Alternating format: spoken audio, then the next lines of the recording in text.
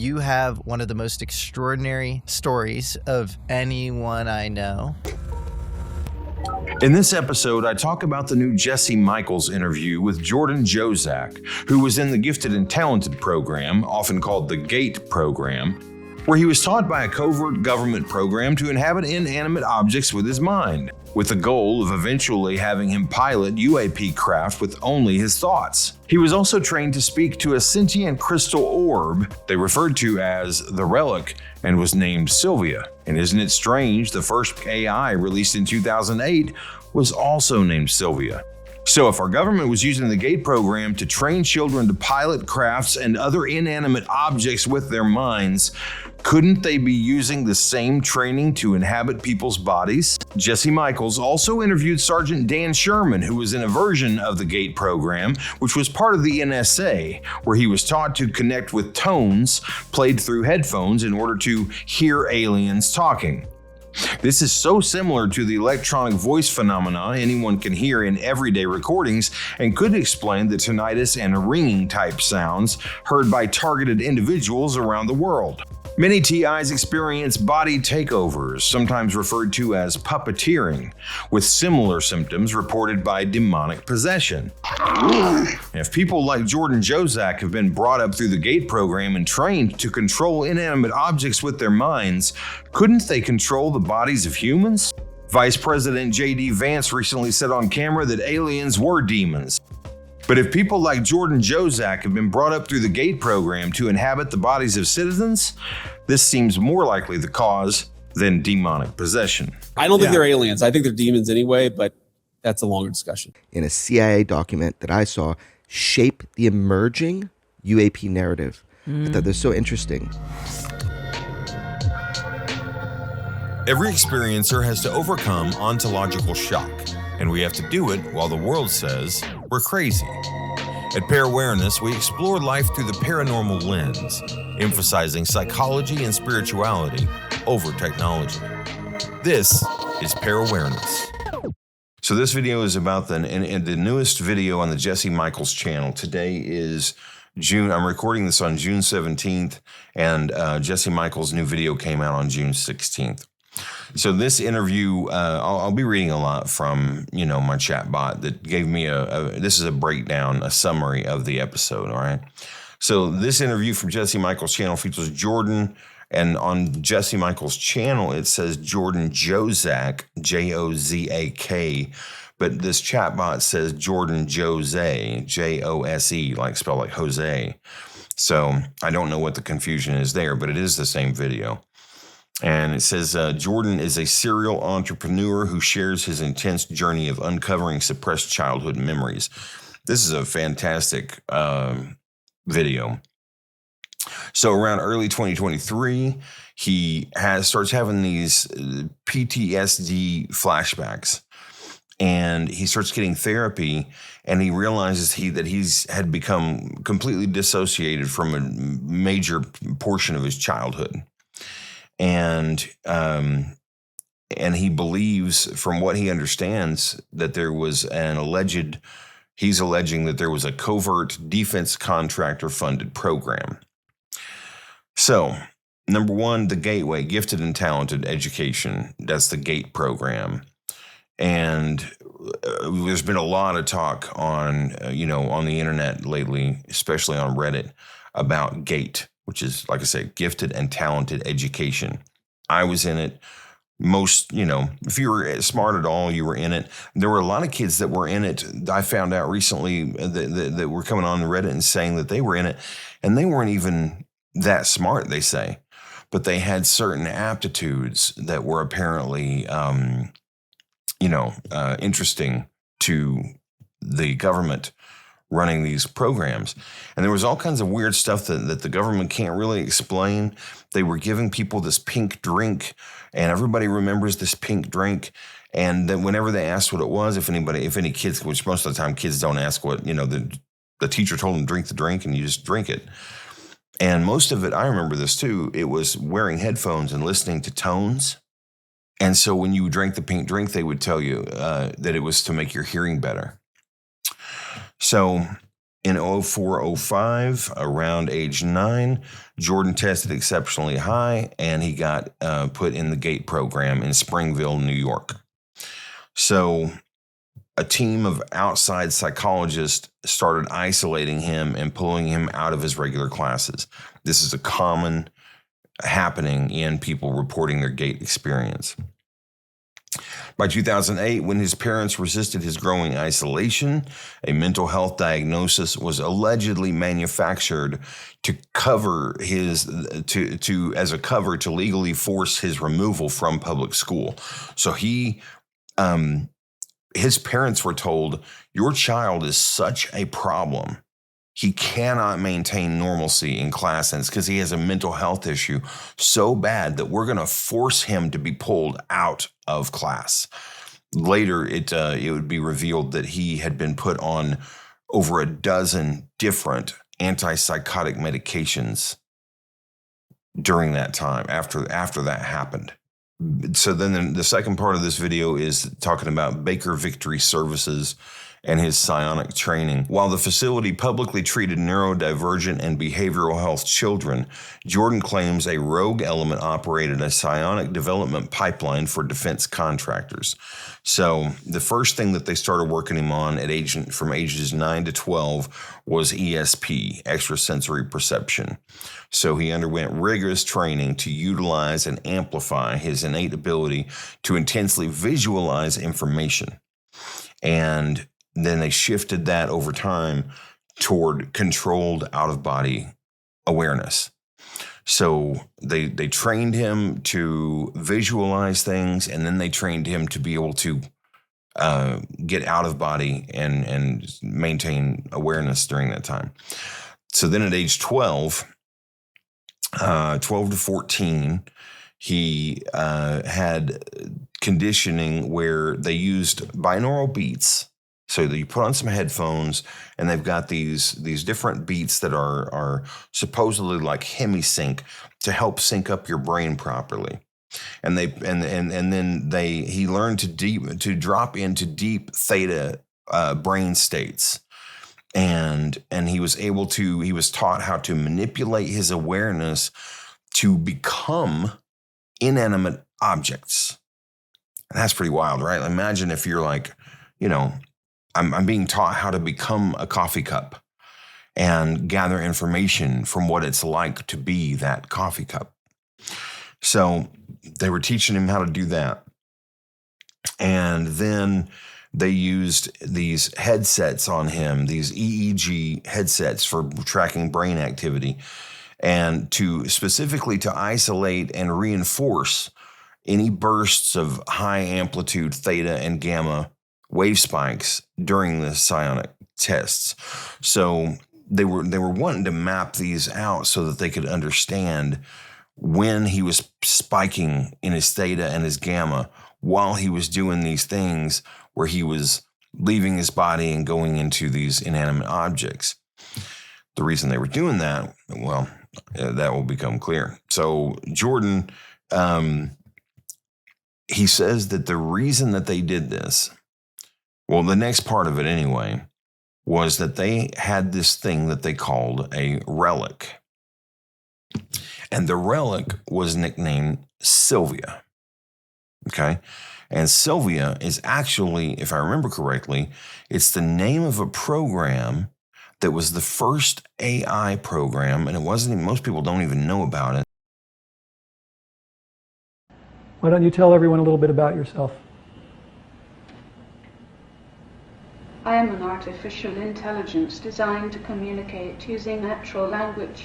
My special artificial brain allows me to interact with people more naturally than other more simple programs. So that's very interesting that this relic is also named Silvia. And so the relic is this big crystal orb. It's almost the size of a basketball. And it's sitting on this three-pronged pedestal. And the interior was this self-luminous white atmosphere. So it's got this white atmosphere inside this globe. And this orb, this crystal orb, and it was this white fractal atmosphere is how this describes it, was constantly shifting. And then when he would make eye contact with it, the internal structure of the thing would mirror his movements. And the way he describes it is a neutral, non-dualistic, sentient thought form that communicated exclusively via telepathy with specific people. So you have to make the assumption that, and I don't know if he says this in the video, but you have to make the assumption that that's part of what his training was for, was to train him to interface with this, what they called the Relic, Silvia. So, number 4, the 4th section of the video is about the Prometheus system. So the ultimate goal of the pipeline, according to Jordan, was to feed into the legacy UAP programs. So you go through these programs, you learn how to connect with Silvia, and then you graduate into the UAP program. And Jordan claims that the craft that we're seeing, all the UAP craft and stuff like that, are not operated mechanically, but are flown by meshing consciousness with the object. Remember, he was taught how to mesh his consciousness with inanimate objects. He learns how to do this, and then the point was eventually to start having him fly around these UAPs, these little drones or craft or whatever. Hey, go back, if you will, to the whole thing about the New Jersey drones. You remember that? And what was that, 2024, I think? And everyone was seeing all these drones. And everyone was asking, hey, what are these drones? Is this aliens? And then one politician was like, it's a China, aircraft carrier off the East Coast. And there was all kinds of different stories. And then the Trump administration comes out and says, it was a test by the Federal Aviation Administration, and we were just doing some tests. But there were videos that were coming out that were showing these orbs transitioning into craft, and videos showing the craft morphing into orbs. I saw those videos, and you can say they were AI if you want, and maybe they were, I don't know. But even if all they were was craft, don't you think it probably has something to do with them testing out the flight of the ability to fly these things around? So that's called the Prometheus system. It's a brain neural interface. So in 2010, Jordan, his home school district, they actually decided they wanted to audit the building that he was in, and New York State was getting audited, and so the program returned him to public school to avoid any legal scrutiny. He was taken off over a dozen antipsychotic medications in 1 year's time. They took him from over a dozen that he was on and just boom, in 1 year, brought him all the way off all of them. Now, I was on one antipsychotic medication, and my psychiatrist took a year after I started saying, hey, I'd like to get off this medication. It took a year to titrate down, as they call it, and get me off that one medication. This dude got just like the elevator just was dropped, So now Jordan is trying to, so then of course, all these memories were locked away from about 2010 to 2023, whenever all this PTSD came back and he remembered all of his gate stuff. And so anyway, now he is working independently to try to get a path to disclosure. And he says that the UAP phenomenon is deeply rooted in consciousness rather than raw materialism. And I think that most of us figured that anyway. I certainly did. And he urges humanity to study the intrinsic nature of the mind rather than weaponizing it.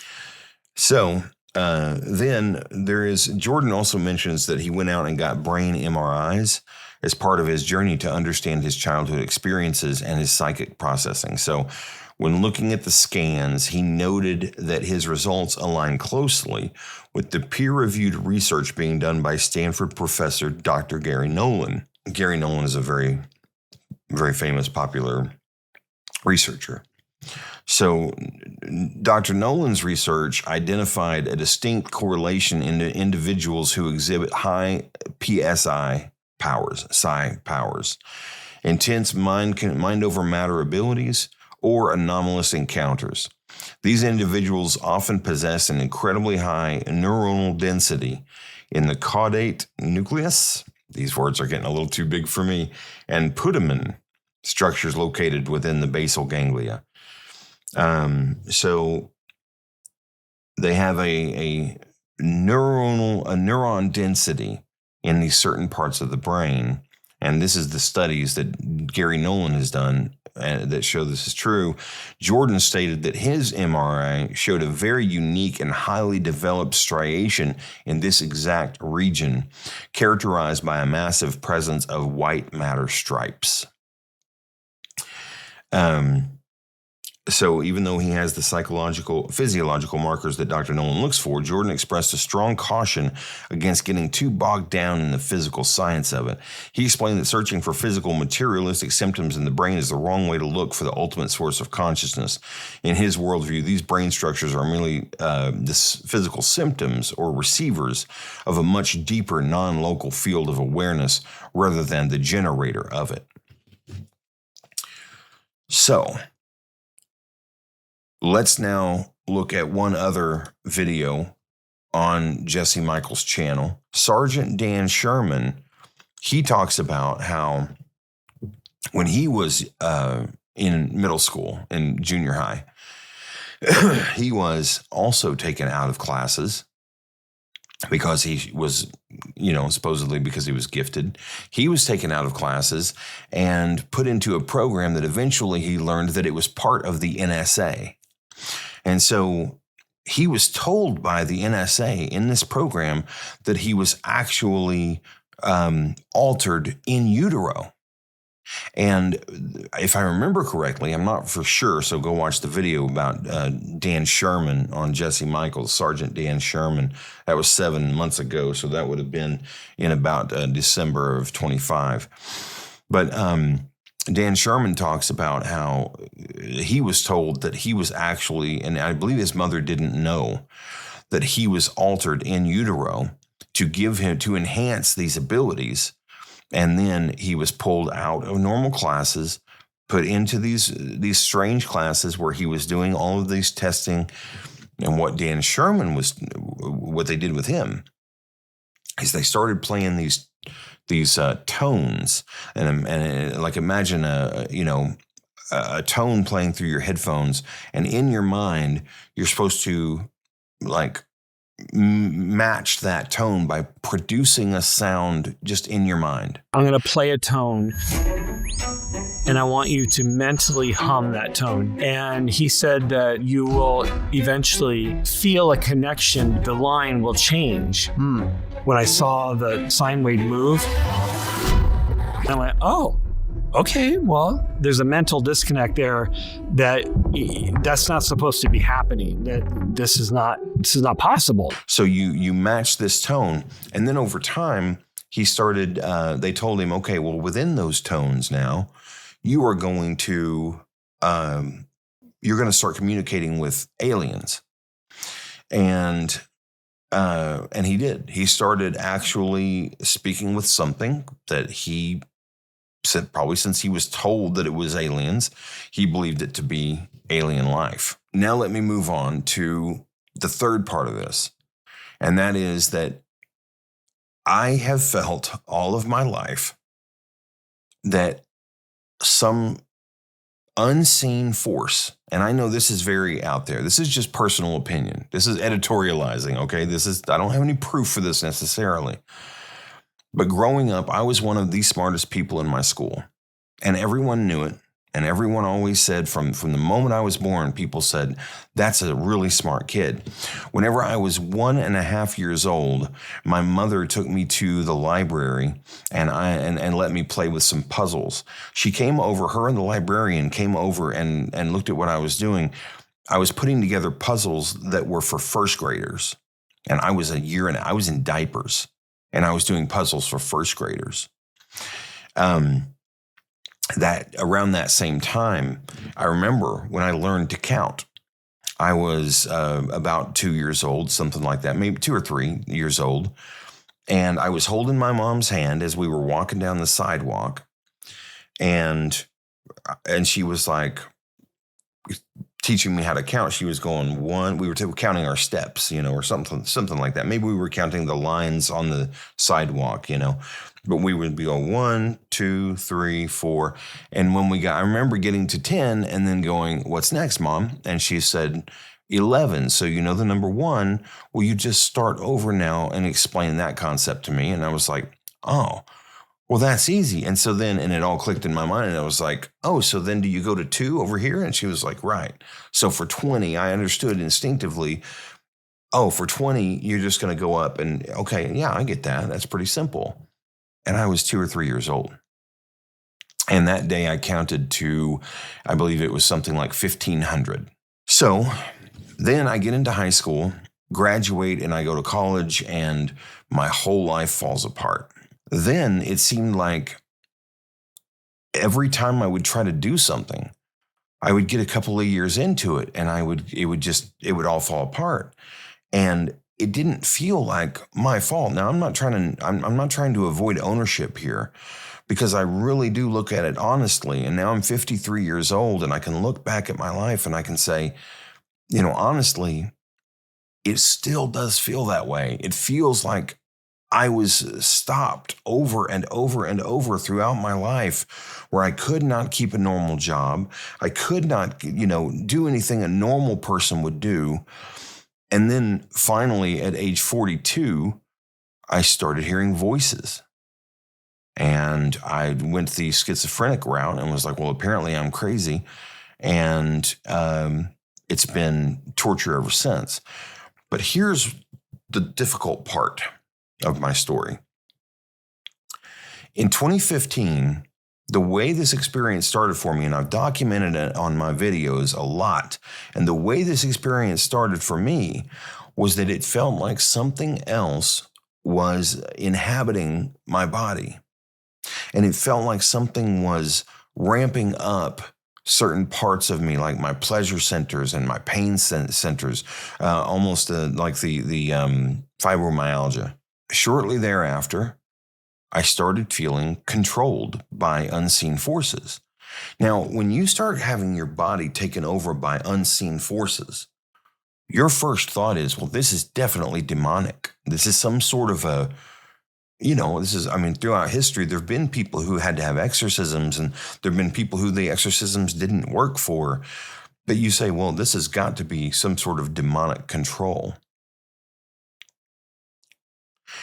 And now, 10 years later, I still, to this day, every single day, I have forces, it feels like, entering my body and wanting to control my limbs. They will control my head. They will control my arms and hands. They will control my entire body. It's incredibly, incredibly scary, as you can imagine. So when I think about Dan Sherman, Sergeant Dan Sherman, how he was manipulated in utero and then ended up in the GATE program, which led into an NSA program where he was communicating with aliens. And then you look at Jordan Jozak and the fact that he ended up in a GATE program, which then led to connecting with the Relic, Silvia, and then piloting craft with his mind. And then you add in the New Jersey drones situation.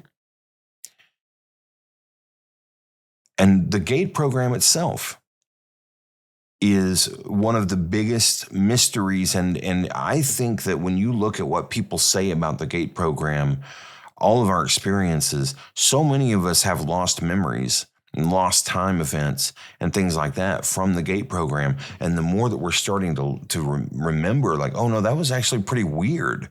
What was going on with all that? The memories are starting to come back. I remember sitting in gifted and talented class, and I, as far as I can remember, I went to do the tests. I got pulled out and went to do these tests, and I came back and I was sitting there, and all of a sudden I had this feeling of hopelessness overcome me, like failure and hopelessness. And I just felt like I'll never be able to succeed. This is hopeless. This life is hopeless. And I chalked that up to the onset of clinical depression in the 4th grade.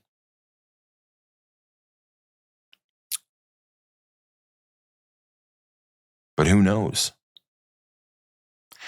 I'm here to tell you today that I believe that the GATE program is going to be uncovered as almost just as nefarious and ugly as MK Ultra. They were running tests on us without our parents' knowledge, lying to our parents, lying to everyone about what they were doing to us.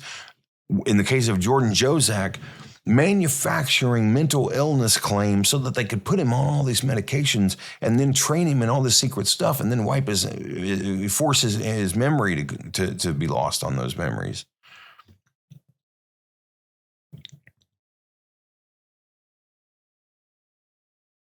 I don't like thinking about people like, targeted individuals and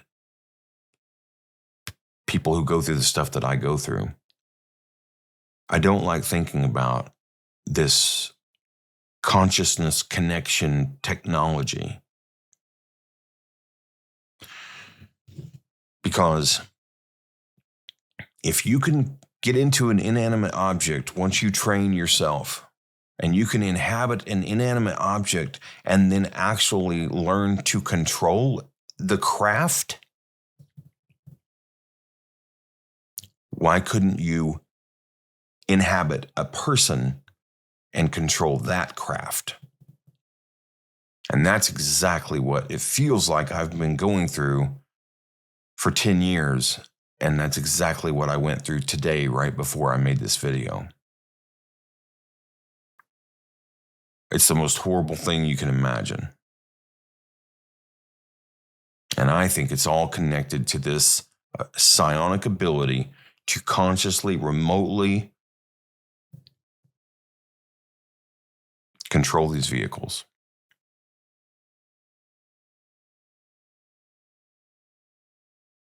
The government is probably, I did a video talking about how J.D. Vance came out the other day and said that these are aliens or demons. And I think that they're going to tell us that they're trying to use things like the TI narrative and different things to tell us that, to get us to look away from this research and say, no, look what's happening to these people. It's all demonic and it's all aliens the whole time. I don't think aliens are what we think they are. I think that, I won't go too far into this right now, but I think that aliens are the same as the spirits that have been around for a long time. And who knows what they are? Some of them are demonic. Now we know that some of them seem pretty benevolent and tell us, hey, stop killing the earth, get better about your ecology. But this is a smoking gun. And I think something needs to be done about it. That's all I have to say today. In a CIA document that I saw, shape the emerging UAP narrative. I thought this was so interesting.